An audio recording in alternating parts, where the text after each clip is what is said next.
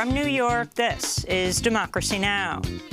I especially appreciate the support of our friend U.S. President Joe Biden for the state of Israel's right to self-defense. I am determined to continue this operation until its objective is achieved, to restore quiet and security to you, the citizens of Israel. Israel's bombing of Gaza continues as Israeli Prime Minister Benjamin Netanyahu rejects growing calls for a ceasefire while thanking President Biden for his support. This comes as the U.S. is opposing a fourth resolution at the UN Security Council calling for a ceasefire, this one from France. But pressure is growing on Biden to do more to stop the assault. I believe that we should be mourning the loss of Israeli life, but we should also be mourning the loss of Palestinian lives. Or perhaps some people think that Palestinian lives don't matter. I would hope not. We'll speak to longtime Israeli journalist Gideon Levy and Palestinian human rights attorney and legal scholar Noura Erakat. All that and more coming up. Welcome to Democracy Now!, democracynow.org, the Quarantine Report. I'm Amy Goodman. Israel's continued its ferocious bombing and shelling campaign on the Gaza Strip for an 11th straight day, bringing the Palestinian death toll to at least 231, including 65 children. Earlier this morning, Israeli forces bombed the crowded Jabalia refugee camp.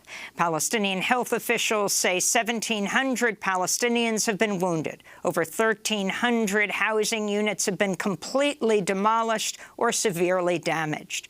Israeli authorities say 12 people have been killed inside Israel from rockets fired from Gaza. Israeli Prime Minister Benjamin Netanyahu has so far rejected calls for a ceasefire, but Hamas officials say a truce could be reached within a day. In the West Bank, Palestinian President Mahmoud Abbas demanded an end to the Israeli attack and Israel's occupation. What the occupation is doing in Gaza, including vicious attacks on civilians, deliberate shelling of residential areas and institutions, destruction of infrastructure, as well as the killing of women, elderly, and children, is organized state terrorism, carried out by the Israeli occupation, and war crimes punishable by international law. On Wednesday, President Biden spoke to Prime Minister Benjamin Netanyahu again and reportedly told him that he, quote, expected a significant de-escalation today on the path to a ceasefire, unquote.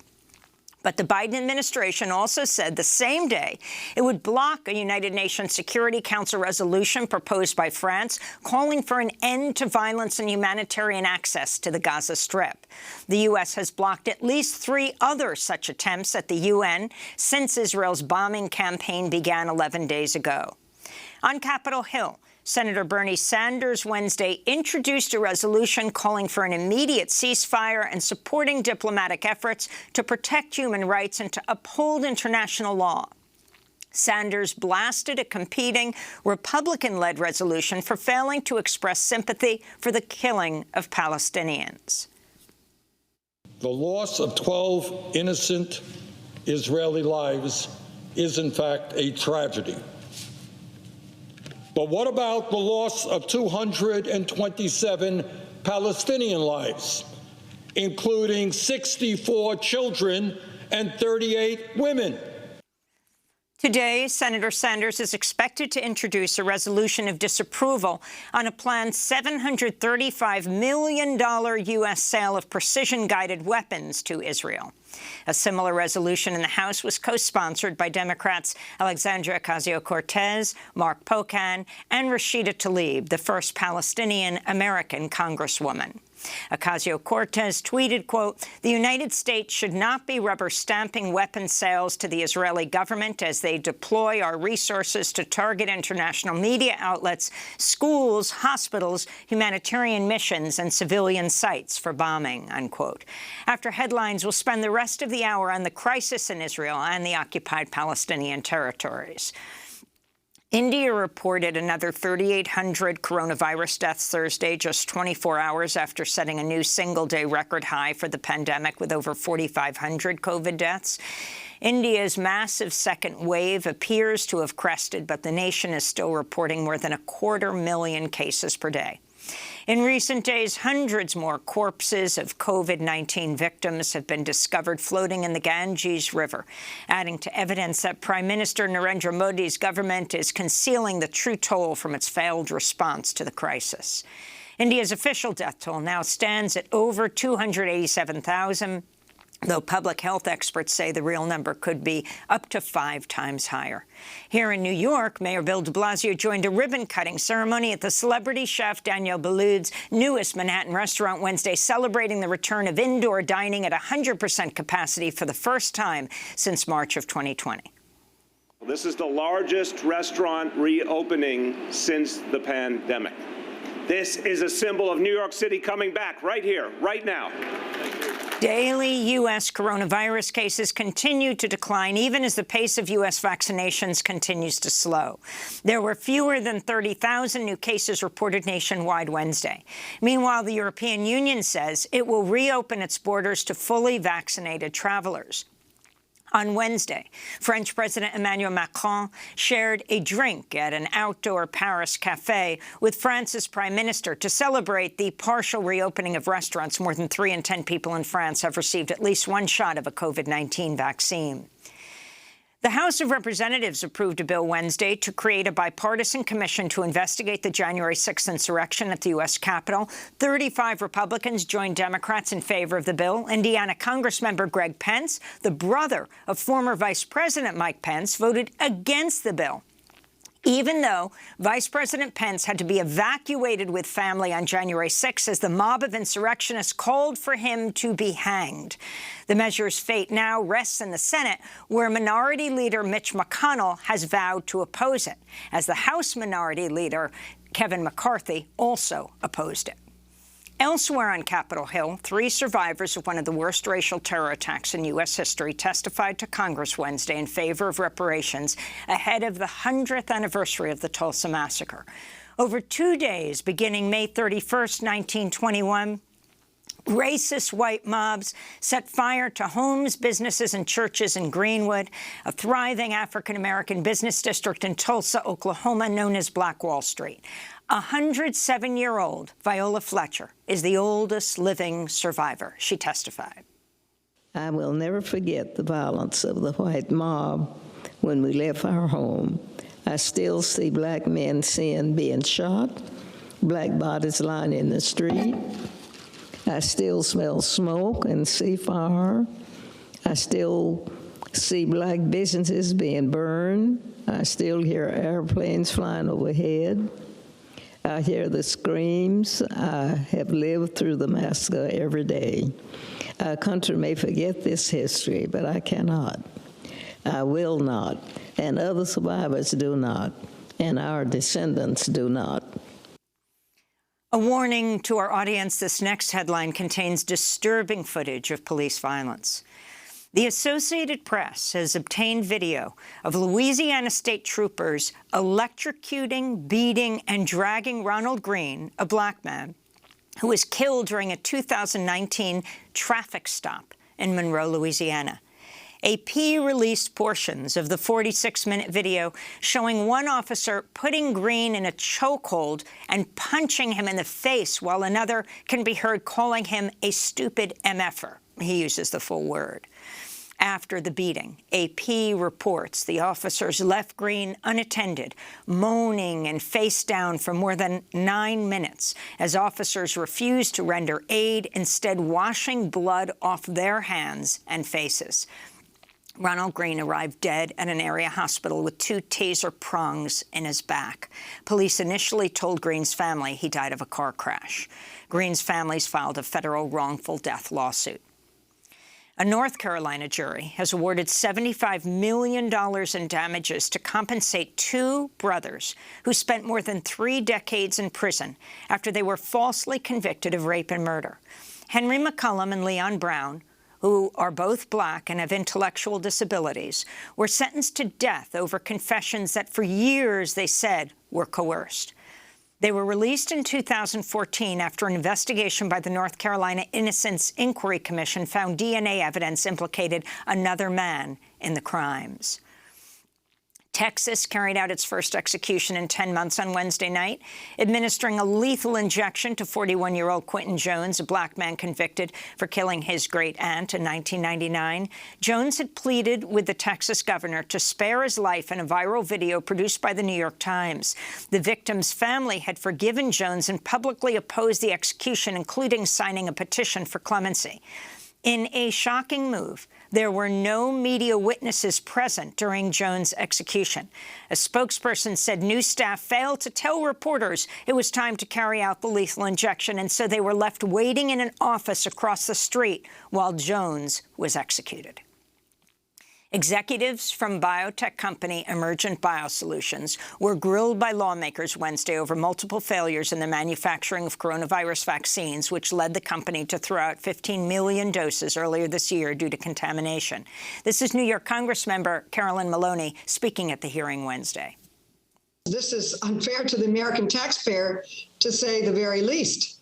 When you have a contract, you should produce the product. So far, we haven't even gotten one dose of the product out to the American taxpayer. Yet you have been able to get bonuses, millions of dollars in pay going out to executives, and they have not completed the contract. Former government officials serve on the board of Emergent, and the company spends an average of $3 million a year on lobbying lawmakers. A massive sheet of ice, 4 times the size of New York City, has broken free from Antarctica's Ron ice shelf, becoming the world's largest iceberg.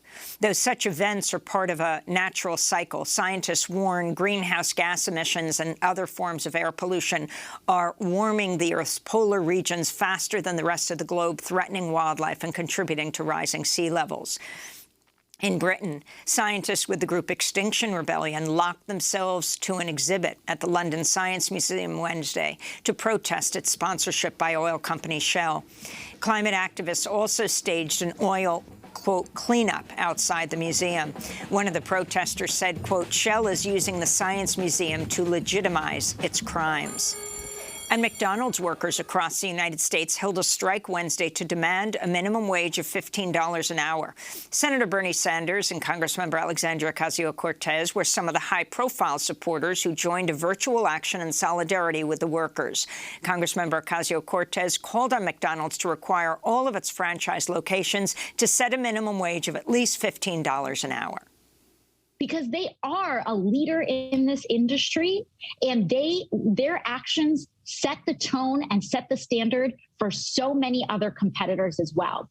And so you're not just fighting for you and yourselves, you are fighting for food workers across this country to be paid a living wage and to be able to get the union that they deserve. And those are some of the headlines. This is Democracy Now!, democracynow.org, The Quarantine Report. I'm Amy Goodman. A Palestinian man in a wheelchair, his pregnant wife and 3-year-old daughter are among the latest victims in Israel's devastating bombing and shelling campaign in Gaza. On Wednesday, an Israeli missile struck the home of Ayad Salah as he and his family were preparing for lunch. Israeli airstrikes and shelling have killed at least 231 Palestinians, including 65 children, over the past 11 days. 1,700 Palestinians have been wounded. Israeli authorities say 12 people have died inside Israel from rockets fired from Gaza. Israeli Prime Minister Benjamin Netanyahu has so far rejected calls for a ceasefire, but Hamas officials say a truce could be reached within a day. On Wednesday, President Biden spoke to Netanyahu and reportedly told him he, quote, expected a significant de-escalation today on the path to a ceasefire. Despite Biden's request, Israel continues to bomb Gaza. Earlier this morning, Israel bombed the crowded Jabalia refugee camp. Meanwhile, at the United Nations, the United States is continuing to oppose efforts at the UN Security Council to call for a ceasefire. France has circulated a new resolution, but the United States has already come out against it. The U.S. previously blocked 3 other UN Security Council resolutions and statements. On Wednesday, Israeli Prime Minister Benjamin Netanyahu thanked President Biden for his support. I especially appreciate the support of our friend U.S. President Joe Biden for the state of Israel's right to self-defense. I am determined to continue this operation until its objective is achieved, to restore quiet and security to you, the citizens of Israel. Meanwhile, Palestinian President Mahmoud Abbas spoke Wednesday demanding an end to the Israeli attack and the occupation.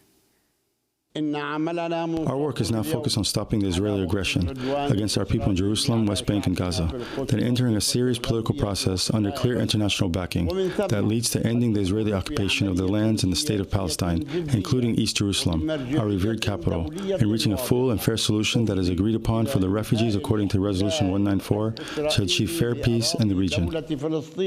We're joined now by 2 guests. Noura Erakat is Palestinian human rights attorney and legal scholar. She's an assistant professor at Rutgers University, author of Justice for Some, Law and the Question of Palestine. She's joining us from Fairfax, Virginia.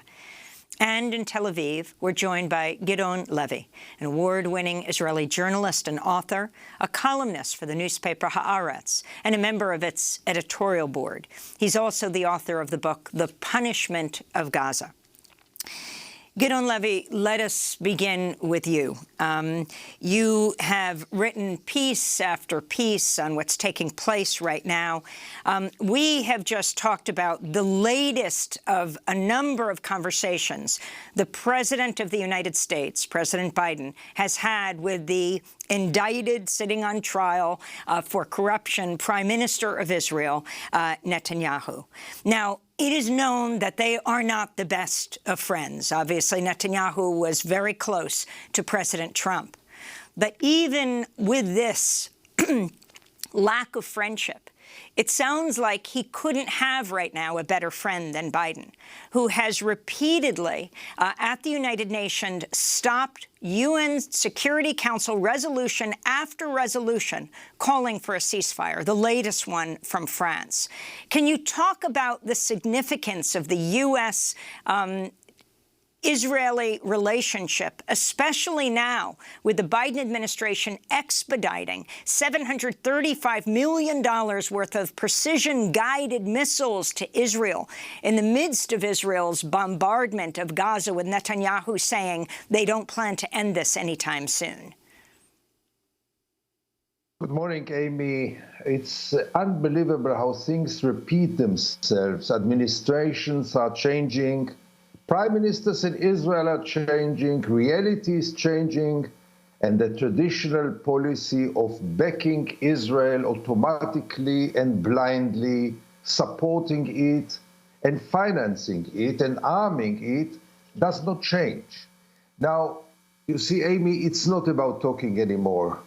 I mean, Israel learned to live also with condemnations. The State Department might condemn. Even the Security Council can condemn. It's time to move to deeds.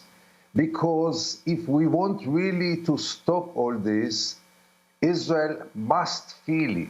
Israel must be taken accountable for those crimes. Israel must pay for those crimes. And I don't see any intention of moving from talkings to deeds. Joe Biden, I'm sure his heart is in the right place. So was Barack Obama, obviously. But by the end of the day, they are supporting all this. What does it mean, the American president, that Israel has the right to protect itself? Sure, it has the right to protect itself.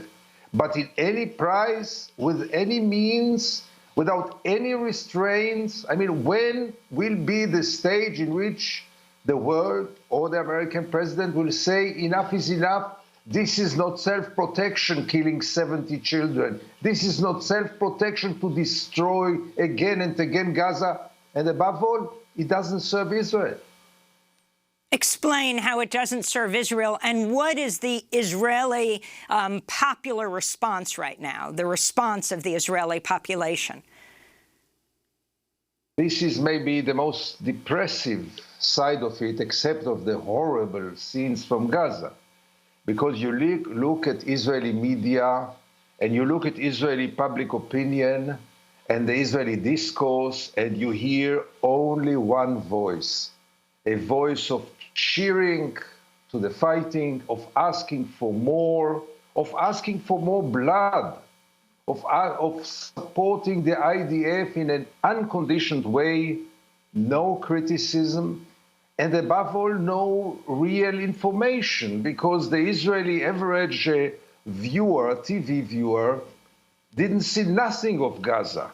You see here and there those towers falling down. It's very photogenic, but nothing about the sacrifice, nothing about the agony, nothing about the families, nothing about the suffer, the children, everything. Israelis don't see it, which helps them to feel so good about themselves and to feel so just about themselves. But by the end of the day, this is brainwash. This denial is also part of the brainwash system, namely that all Gaza is Hamas, that everything that the IDF is doing is moral, and that they deserve all this, and they are to be taken accountable for everything happens. If you ask any Israeli, he will tell you it's only the fault of the Hamas. And then you ask him, is there any kind of accountability, responsibility, moral responsibility of Israel? Not at all. We have the most moral army in the world. I want to bring in Noura Erakat, Palestinian human rights attorney, legal scholar, assistant professor at Rutgers University, author of Justice for Some, Law and the Question of Palestine. Hundreds of Palestinians have died in Gaza, have been killed in the Israeli military bombardment of this enclave, of extremely crowded, of millions of people. In the United States, in the corridors of power, the Biden White House, yet still has so much sway over what Israel does because it is the largest recipient of U.S. military aid in the world. Yet we are seeing a fracturing of the Democratic Party, and Noura Erakat, and you have a front row seat here, being in the United States. Can you talk about whether this has surprised you? Does it make a difference to you as Palestinians die? And the U.S., of course, that has the first now Palestinian-American congresswoman in U.S. history, Rashida Tlaib, who on Eid al-Fitr gave a powerful address on the floor of the House wearing a keffiyeh. Thank you, Amy. I want to emphasize that even when Palestinians aren't dying, that the Israeli campaign targeting farmlands, targeting medical specialists, targeting roads to hospitals, targeting schools, targeting clinics, targeting bookstores, all of that reduces the chances of life. So even if Palestinian life is spared in their flesh, they have limited chances of survival or horizons for that life. And so we should emphasize the structural nature of these attacks. I've been very pleased and heartened by this shift in U.S. politics, though not completely surprised. The progressive, what they call the progressive insurgency within Congress, and specifically the progressive flank of the Democratic Party, reflects years of movement work on the ground, where prior to even the words intersectional emerged that emphasize the entwinements of joint struggle, of our joint survival and our joint resistance between indigenous, Black, brown communities, have brought these new lawmakers to power, so that the analysis that they are sharing with us now on the House floor both reflects those grassroots constituencies, as well as the analysis that's been forged in the crucible of struggle. For example, Representative Cori Bush, who came to Washington on the shoulders of movement in Ferguson, Missouri, gave a moving speech on the House floor in dedication to a fallen warrior, Bassem Masri. And she emphasized there that Black and Palestinian solidarity is real, and there is a commitment, not because of some theoretical framework, but because of the work they did on the ground during the Ferguson-Gaza moment, during the occupation of Ferguson in 2014 and the simultaneous bombardment of Gaza, when it became clear and evident that Israeli and U.S. state violence are not the same, but quite similar and operate through similar circuits of capital and profit. The fact that U.S. police officers from Ferguson were trained by Israeli army personnel and Israeli police, the fact that similar technologies are used in U.S. prisons as well as Israeli prisons for surveillance, the fact that similar tactics of racial profiling are used, the fact that excess weapons from U.S. war-making in the Middle East, its endless war-making in the Middle East, are then distributed to local law enforcement offices here in the United States, makes clear that this is not about self-defense, that this is not merely about a struggle for civil rights, but that this is about state violence and oppression meant to maintain the supremacy of one racial group above all. And so I'm excited by this shift in Congress, though not surprised, and hope to see more of it as grassroots movements continue to take leaders to Washington. We're going to break and then come back to this discussion.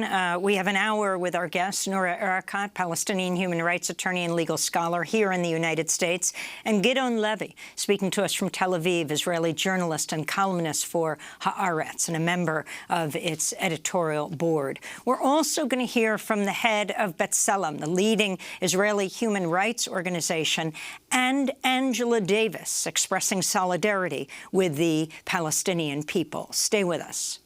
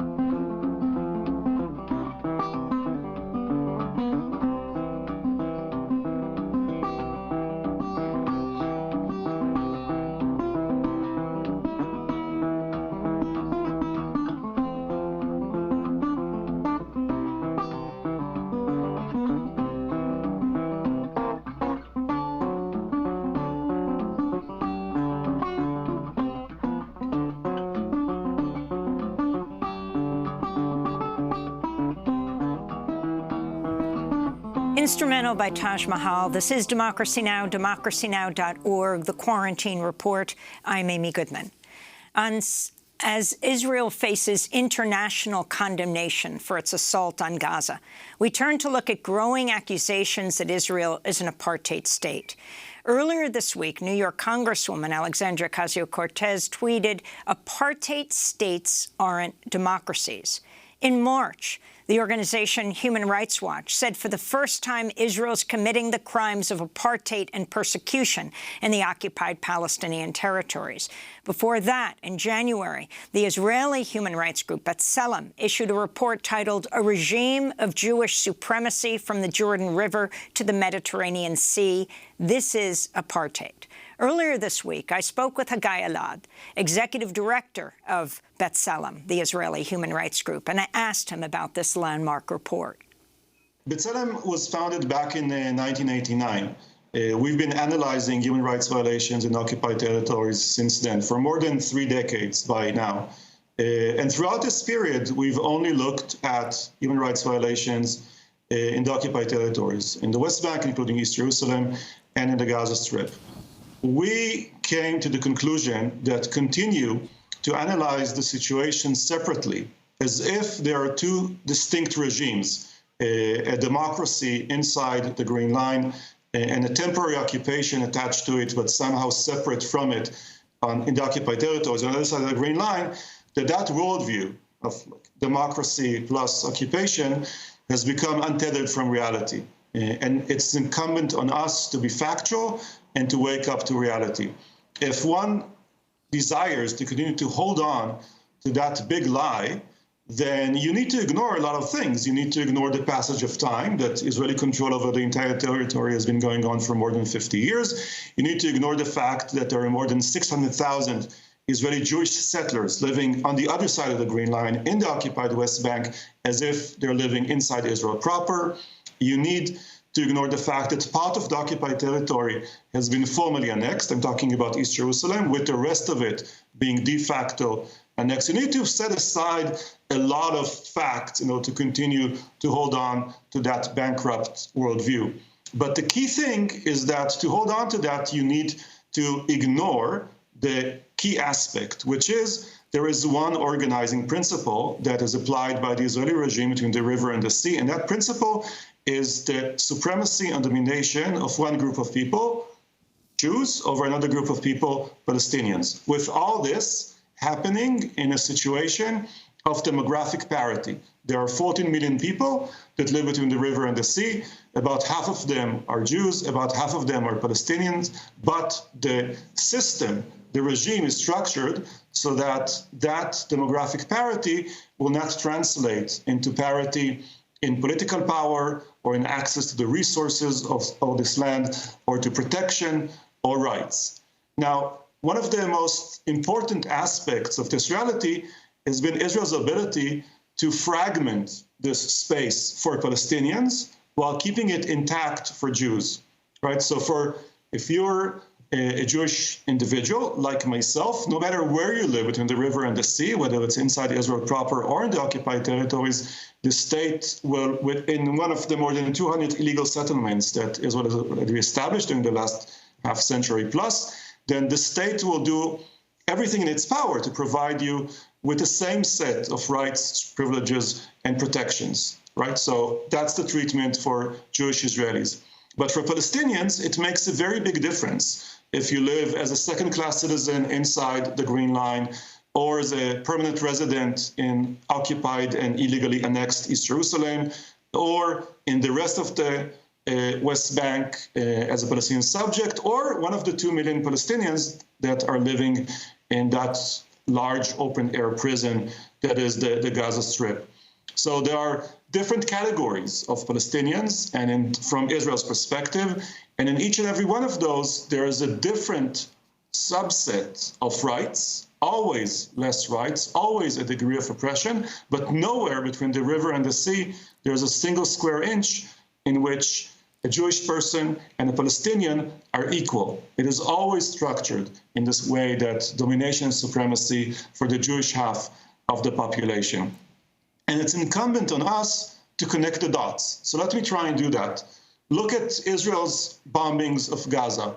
Do these strike you as proportional? Look at Israel's occupation of the West Bank. Does it strike you as temporary? Look at Israel's drive to cleanse East Jerusalem neighborhoods from Palestinians. Does that strike you as legal? Look at Israel's oppression of Palestinian citizens as second class. Does that strike you as equal treatment under the law? It's not proportional. It's not temporary. It's not legal. It's not equal. And it's not complicated. Believe your eyes. Follow your conscience. The reason that it looks like apartheid is simply because it is apartheid. Guy Elad, what is the response within the Israeli Jewish population to your critique now, calling what's happening in Gaza war crimes, and to your apartheid report from January? Yeah, I mean, the response is definitely not welcoming or popular in any shape or form, which also is not new. But fighting for human rights is not a popularity contest, and I am encouraged by the way in which, first internationally, the understanding that the situation here is apartheid is becoming more and more mainstreamed. This is the result of efforts by Palestinian colleagues, Palestinian scholars and NGOs and activists have been making this point already for many years, right? And then much more recently, the B'Tselem report in January and the Human Rights Watch, very broad legal determination that Israeli officials are guilty of the crimes of apartheid and persecution in April. And I think thanks to that, and thanks to reality being what it is, and it becoming less and less possible to obscure it and to hide it and to continue to lie about it, we're hearing key figures in U.S. politics and media saying the truth out loud.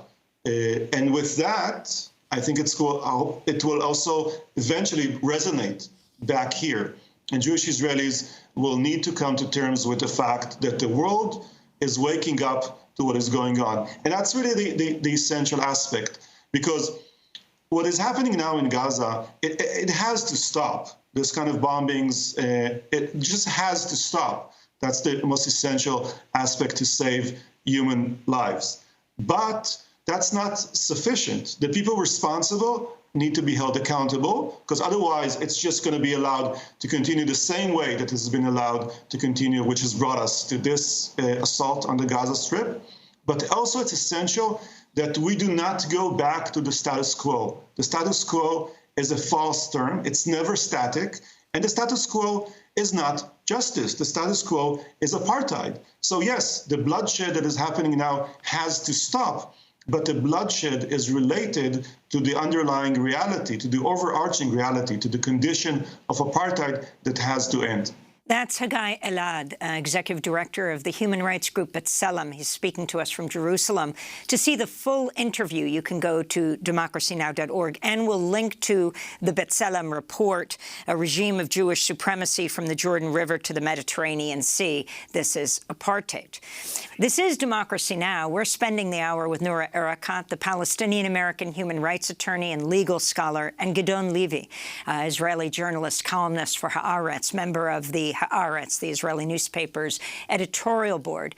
Gidon, one of your recent pieces is headlined, "We can keep lying to ourselves on apartheid, but Israel has crossed the line."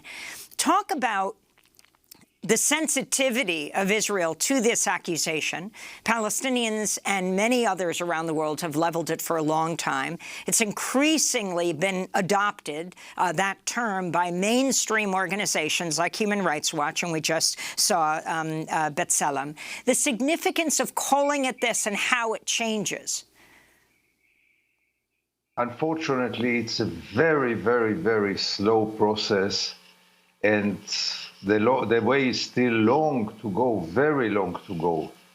Because, Amy, Israel, as you know, is a society in total denial. People live here in denial. I cannot recall one society which lives in such a denial like the Israeli Jewish society in the last 20 years or so. Nothing from the occupation gets into our daily life. The occupation seems to be somewhere else, beyond the oceans, in another continent, if at all.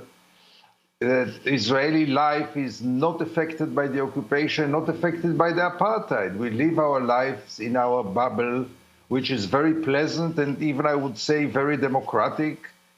And nobody cares to know what happens 15 minutes away from our homes, half an hour away from our homes. Most of Israelis never travel there.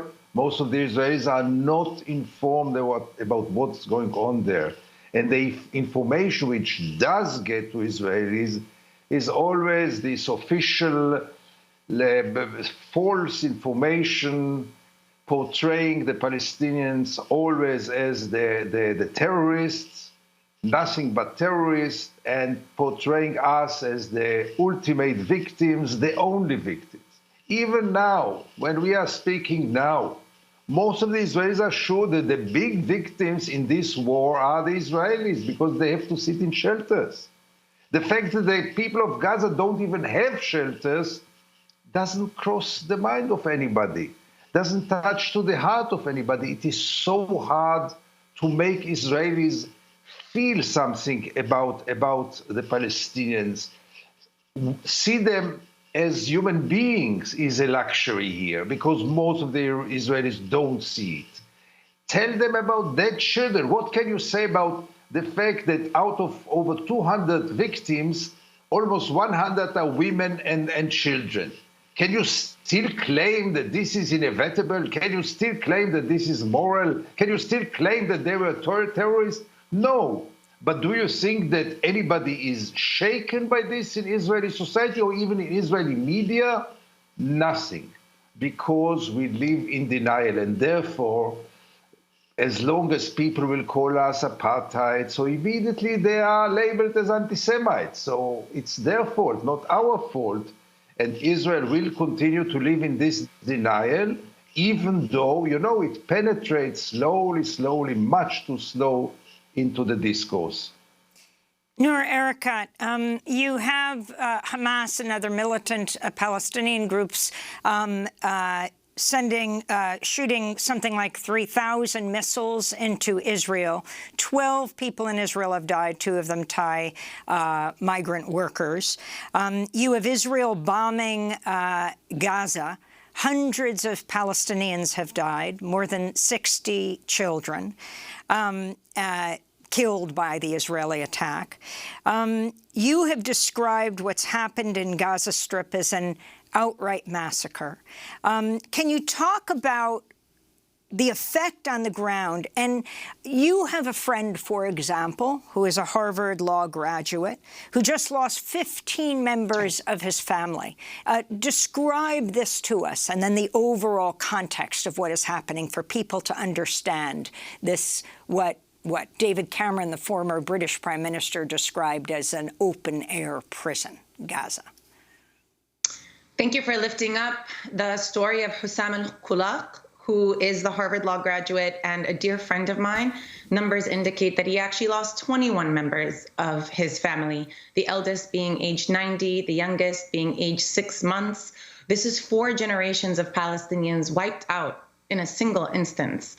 That is more death in terms of civilian casualties in one strike than Hamas has meted out in this current conflagration. The important thing I want to emphasize about Hussam's story is that he hasn't met his family. He's based in the United States and is not granted entry. This is a feature of Palestinian life, which is the forced fragmentation between Palestinians aimed at undermining the singular national identity of Palestinians as an indigenous population to this land. He intended to meet them and now cannot upon his return to Palestine.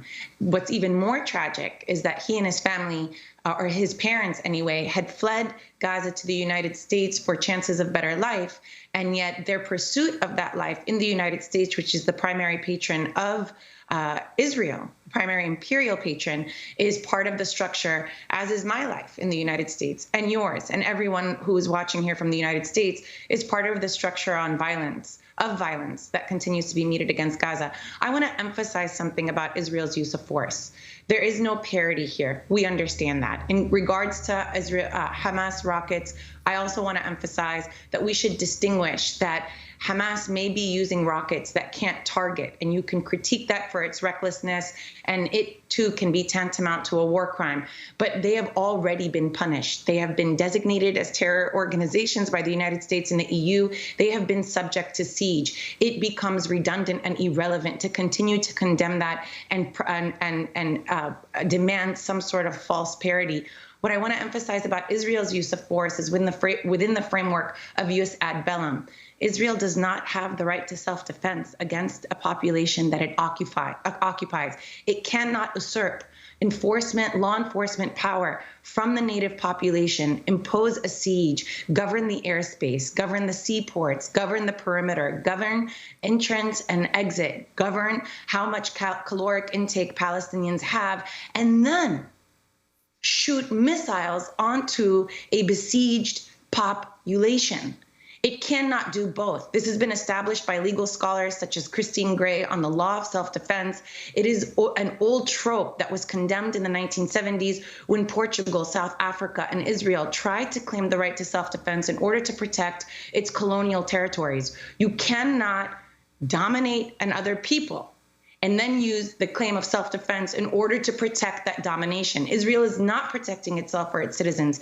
It is protecting its domination. It is protecting its occupation. So the first thing that needs to happen in the aftermath, one, this is a form of aggression, but the first thing that needs to happen in any outcome after this is that the siege must be lifted. We cannot endure another scene like this, another massacre where it becomes theater for politics and news media, and then not demand that the siege be lifted as the bare minimum of what happens next. We're going to break, and when we come back, we're going to talk about the issue of solidarity. Angela Davis recently released a statement on what's happening in Palestine.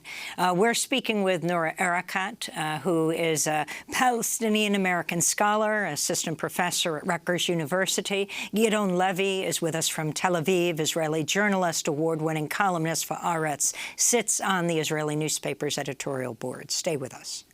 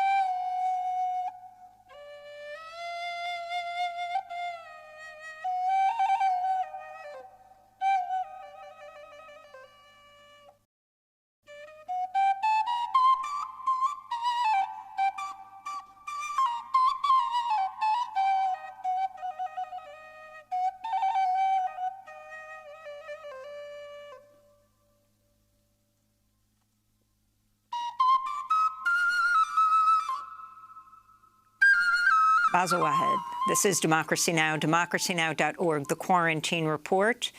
I'm Amy Goodman. On Sunday, many Arab, Muslim, and Palestinian communities boycotted President Biden's virtual Eid celebration. A letter to the White House from the Muslim Delegates and Allies Coalition said, quote, in lieu of flowers or condolences for martyred Palestinian children or even a White House Eid celebration, we request the United States recognize dignity rights worldwide. A first step in recognizing our humanity would be to not allow a policy of mass slaughter in the sacred Islamic month of Ramadan. We turn now to the legendary activist and scholar Angela Davis, author of many books, including Freedom is a Constant Struggle, Ferguson, Palestine, and the Foundations of Movement. She recorded this message of solidarity for an event on Sunday called Eid with Palestine, a protest of the White House Eid event. I join the many individuals and organizations around the world in expressing grief and anger and protest in light of the acceleration of violence by the Israeli government and the settlers they protect in Sheikh Jarrah. We protest the storming of the Al-Aqsa Mosque and the extensive and brutal bombing of Gaza. And we call attention to and protest the Biden-Harris administration's collusion with the Israeli government, even as the Biden government participated in the celebration of Eid. And at a time when Palestinians the world over have been commemorating the Nakba.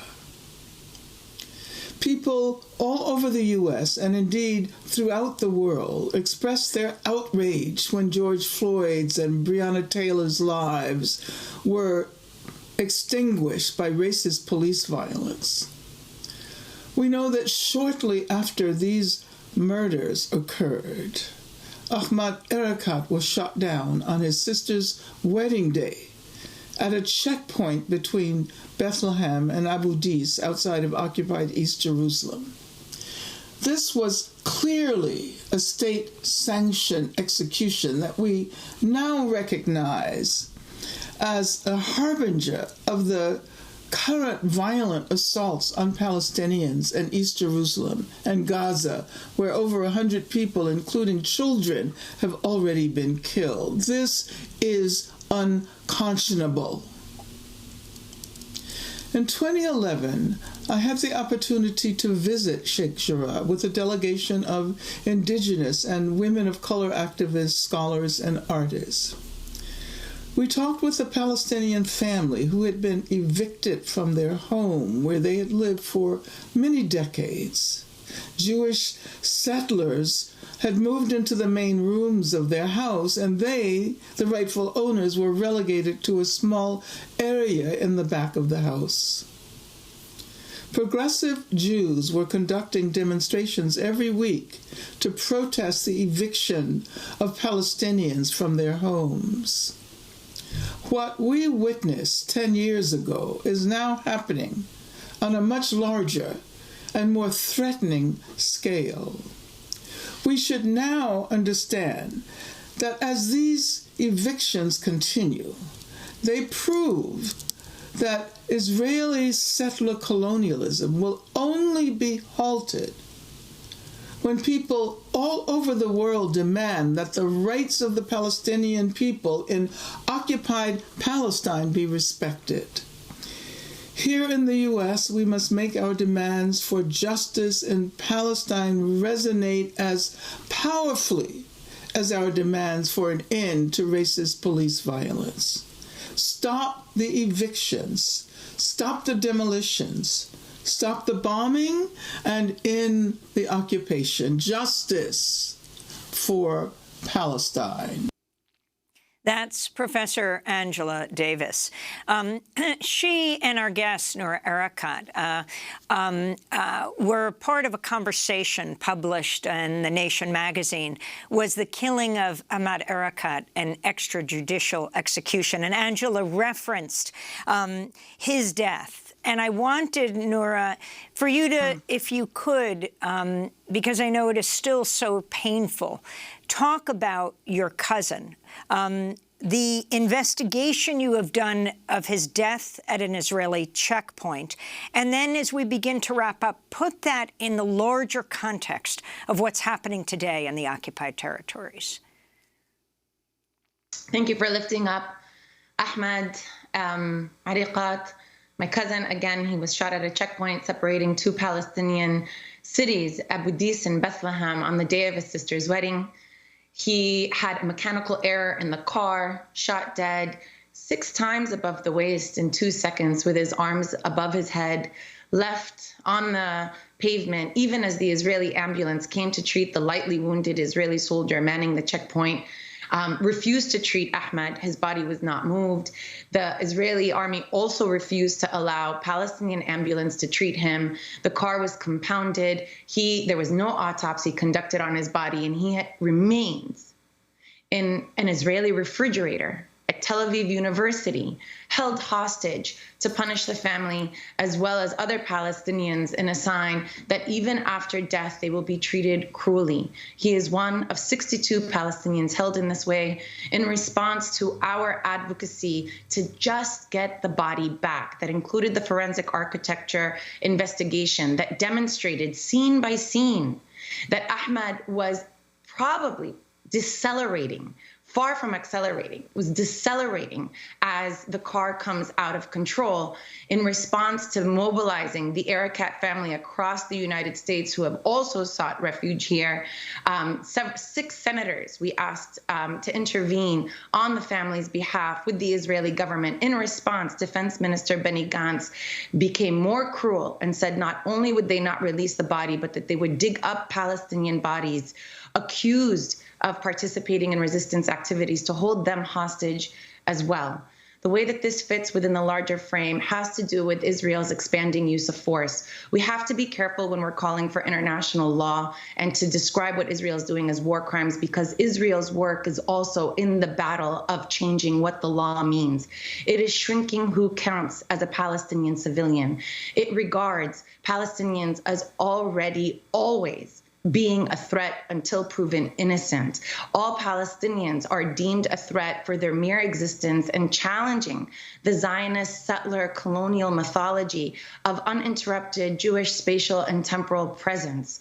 What we see happen to Ahmad has been a pattern and practice that the UN has documented and said that Israel shoots as a matter of precautionary measure. In some cases, they have placed weapons alongside the Palestinian bodies. We saw this manifest most cruelly during the Gaza March of Return when snipers shot down hundreds of Palestinian Gandhis, so to speak, for all those who keep saying, if only Palestinians would be peaceful. We have been nothing but. The question to ask is, how have Palestinians not been more violent, frankly, given this atrocious treatment? They shot hundreds of Palestinians, 90% of which in the head, in the neck, in the back, in the torso, as they were fleeing medics, children. And the Israeli Supreme Court said that this was justified because even the peaceful protests are, quote unquote, Hamas's new tactic of warfare against Israel. They have securitized our entire life, our entire existence, and the bare minimum of what an international community watching now that just cares about the violence during these spectacular moments. If you really, really sincerely care about the violence, you must place sanctions on Israel. You must demilitarize Israel. You must force Israel to sign the non-nuclear proliferation treaty. You must hold Israel to account. Otherwise, you are only asking Palestinians to die quietly. I want to go now to Gideon Levy in Tel Aviv. As you listen to Noura Erakat, your latest piece in Haaretz, a pampered Israel carries out violence because it can. If the U.S., if Bernie Sanders and Alexandria Ocasio-Cortez, the first Palestinian-American Congresswoman Rashida Tlaib, succeeded in stopping the expediting of $735 million of precision-guided weapons to Israel, would this have an effect? Or Senator Sanders calling for a ceasefire? What kind of impact does this have on Israeli society? Do you think this could stop the bloodshed? Let me tell you, Amy, that if there would have been an administration, American administration, who would like not only to stop this violence, but to put an end to the occupation, it could do so within months. The problem is that we never faced an administration who was really decisive or was really caring about the continuance of the status quo. You know, Biden is now labeled as Israel as a hostile president. This war, Joe Biden is signed on this war quite a lot, because if it would be a decisive American president, he would put an end to it at once. Don't forget that Israel is so dependent on the United States, politically, militarily, and financially. But Israel learned that the United States is in its pocket, that the support is unconditioned, that the money will come and the check is open no matter what Israel does. That's the lesson of Israel after many years. And that's the way that the United States had corrupted Israel. Because if you get this free supply of arms, like a free supply of drugs, you become addicted and you become totally corrupted, because you know there's no one to put limits to your behavior. What I wrote today in Haaretz was that Israel is by far too strong. Would Israel be less strong, it would be much of a moral state. Because Israelis are not bloodthirsty, they are not monsters. But they do all those things because nobody stops them, because this overall power makes people arrogant. They can provoke the Palestinians in Jerusalem, and they can kill Ahmed Arikat in the checkpoint, and they can continue to steal their land and to do all those things, and the world just hugs Israel. And if the world hugs Israel, Israel continues. There will be no resistance from within Israel. I mean, Israelis will never wake up one shining morning and say, oh, this is not so nice, this occupation, let's put an end to it. Why would they, after 53 years in which they were told that without the occupation, Israel will not survive? We have 5 seconds. Just my last sentence. The only way to put an end to it is to make Israelis pay and be punished, and then it will be their choice if they are ready to take this price. And I can assure you, most of the Israelis then will say no. Gideon Levy, Israeli journalist, columnist for Haaretz, a member of the editorial board of the paper, and Noura Erakat, Palestinian-American human rights attorney and legal scholar.